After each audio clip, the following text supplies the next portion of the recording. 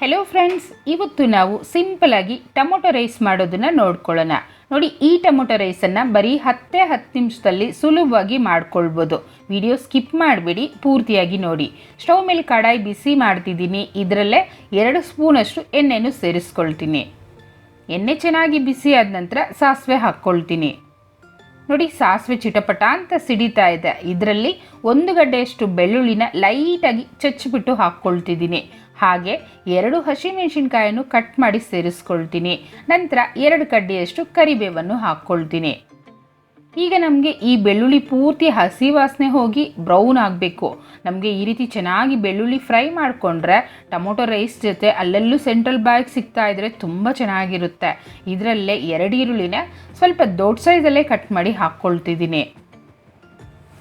ಈ ಜಾಗದಲ್ಲಿ ನಿಮ್ಮ ಹತ್ರ ಏನಾದರೂ ಹಸಿ ಬಟಾಣಿ ಇದ್ದರೆ ಅದನ್ನು ಸೇರಿಸ್ಕೊಳ್ಳಿ. ಈರುಳ್ಳಿ ಪೂರ್ತಿ ಹಸಿ ವಾಸನೆ ಹೋಗೋವರೆಗೂ ಫ್ರೈ ಮಾಡೋಣ. ಇಷ್ಟು ಫ್ರೈ ಆಯ್ತಲ್ವ, ಈಗ ನಾನು ಮೆಂತ್ಯ ಸೊಪ್ಪನ್ನು ಹಾಕ್ಕೊಳ್ತಿದ್ದೀನಿ. ಒಂದು ಸ್ವಲ್ಪ ಅಂದರೆ ಮೆಂತ್ಯ ಸೊಪ್ಪು ಹಾಕೋದ್ರಿಂದ ಘಮ ಚೆನ್ನಾಗಿರುತ್ತೆ. ಹಾಗೆ ನಾನು ಕೈಯಲ್ಲಿ ಕಟ್ ಮಾಡಿ ಹಾಕ್ತಿದ್ದೀನಲ್ವ, ಆ ರೀತಿ ಕಟ್ ಮಾಡಿ ಹಾಕ್ಕೊಳ್ಳಿ. ಘಮ ತುಂಬ ಚೆನ್ನಾಗಿ ಬಿಟ್ಕೊಳ್ಳುತ್ತೆ. ನಿಮ್ಮ ಹತ್ರ ಮೆಂತ್ಯ ಸೊಪ್ಪಿಲ್ಲ ಅಂದರೆ ತೊಂದರೆ ಇಲ್ಲ, ಸ್ಕಿಪ್ ಮಾಡ್ಬೋದು. ಹಾಗೆ 4 ಟೊಮೊಟೊನೂ ಕಟ್ ಮಾಡಿ ಹಾಕ್ತಿದ್ದೀನಿ. ಸ್ವಲ್ಪ ದೊಡ್ಡ ಸೈಜಲ್ಲೇ ಕಟ್ ಮಾಡಿ ಹಾಕ್ಕೊಂಡಿದ್ದೀನಿ.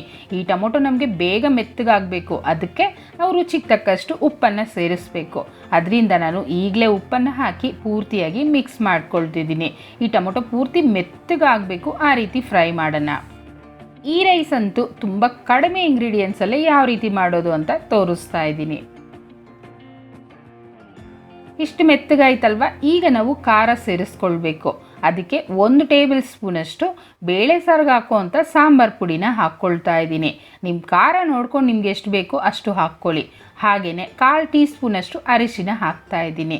ನೋಡಿ, ಇಷ್ಟೇ ಮಸಾಲೆ ಪುಡಿಗಳನ್ನು ನಾನು ಹಾಕಿರೋದು, ಬೇರೆ ಏನೂ ಹಾಕ್ತಾ ಇಲ್ಲ. ಆದರೆ ರುಚಿ ಮಾತ್ರ ಅಷ್ಟೇ ಚೆನ್ನಾಗಿರುತ್ತೆ. ಇದು ಅಷ್ಟೇ ಚೆನ್ನಾಗಿ ಹಸಿ ವಾಸನೆ ಹೋಗೋವರೆಗೂ ಫ್ರೈ ಮಾಡ್ಕೊಳ್ಳೋಣ.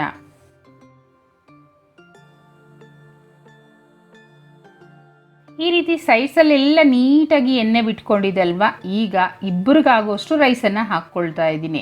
ರೈಸು ಅಷ್ಟೇ ಫ್ರೆಂಡ್ಸ್, ಈ ಟೊಮೊಟೊ ರೈಸಲ್ಲಿ ತುಂಬ ಬಿಡಿಬಿಡಿಯಾಗಿದ್ದರೆ ಅಷ್ಟೊಂದು ಚೆನ್ನಾಗಿ ಅನಿಸೋದಿಲ್ಲ. ಒಂದು ಸ್ವಲ್ಪ ಸಾಫ್ಟ್ ಆಗಿದ್ದರೆ ಚೆನ್ನಾಗಿರುತ್ತೆ.